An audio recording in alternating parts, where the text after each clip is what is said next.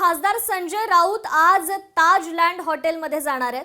संजय राऊतांसह ठाकरेंचे अनेक नेते देखील ताजलँड एंड हॉटेलमध्ये जाणार आहेत. आम्ही ताजलँड हॉटेलमध्ये जेवायला चाललोय, त्यामुळे आमच्यावर संशय घेऊ नका, असं स्पष्टीकरण मात्र संजय राऊतांनी दिलंय. तुमच्याच पक्षाचे, तुमच्या अमित शहांच्या पक्षाचे काय 25 नगरसेवक जे कोंडून ठेवलेले आहेत ताज लँडसर नावाच्या हॉटेलमध्ये बंद करून आणि बाहेर चौकी पहारे बसवलेले आहेत खाजगी, त्यांना आधी बाहेर काढा अशी माझी त्यांना विनंती आहे. त्यांना मोकळं करा, त्यांना मोकळा श्वास घेऊ द्या. या मुंबईमध्ये स्वतःच्या राज्याचे मुख्यमंत्री म्हणून तुम्ही ताबडतोब पोलीस आयुक्तांना आदेश द्या, बरं का. नाहीतर आज मी तिथे ताज लँडसरमध्ये आम्ही जेवायला चाललेलो आहोत, तर आमच्यावर संशय घ्यायचे काहीतरी. तर केंद्रीय मंत्री प्रतापराव जाधव यांनी ठाकरे सेनेवर टीका केली आहे. मुंबईत शिवसेना युबीटीचं बहुमत होऊ शकत नाही. कितीही पक्ष एकत्र केले तरी उपयोग नाही, प्रतापराव जाधव यांनी हा टोला लगावला.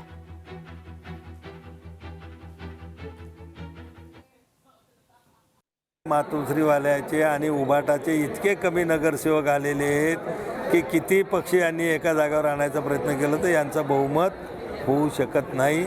त्यामुळं आता ते प्रयत्नही करणार नाही, तर आम्हाला कुठं लपवाछपी करण्याची गरज नाही. पण ज्या पक्षीय बैठका असतात, नगरसेवकांना मार्गदर्शन करायचं असतं, त्यांना काही सूचना करायच्या असल्या तर त्याच्यासाठी बैठका या चांगल्या ठिकाणी हॉटेलला म्हणा का हॉलमध्ये म्हणा ह्या बोलावल्या जात असतात. असं काही लपवाछपी करण्याची काही गरज आता नाही. रत्नागिरी शहराचा विकास हाच अजेंडा पुढील 5 वर्ष विकासाचा अजेंडा राहणार. आमदार किरण सामंत यांनी हे वक्तव्य केलेलं आहे.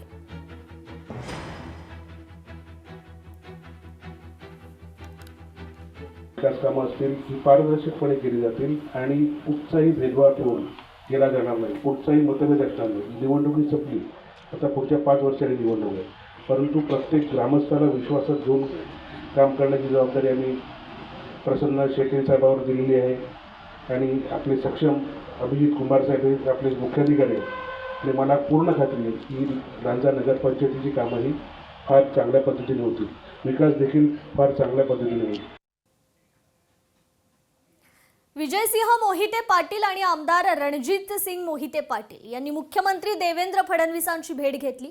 जिल्हा परिषद आणि पंचायत समितीच्या निवडणुकीच्या पार्श्वभूमीवर या भेटीला मात्र महत्त्व प्राप्त झालंय. रणजित सिंग मोहिते पाटील हे भाजपचे विधान परिषदेचे आमदार आहेत, तर धैर्यशील मोहिते पाटील हे राष्ट्रवादी शरदचंद्र पवार पक्षाकडून लोकसभेत खासदार आहेत. विजयसिंग मोहिते पाटील यांनी मुख्यमंत्र्यांची भेट घेतल्यानं नवीन राजकीय समीकरण जुळणार का, याकडे सोलापूर जिल्ह्याचं लक्ष आहे.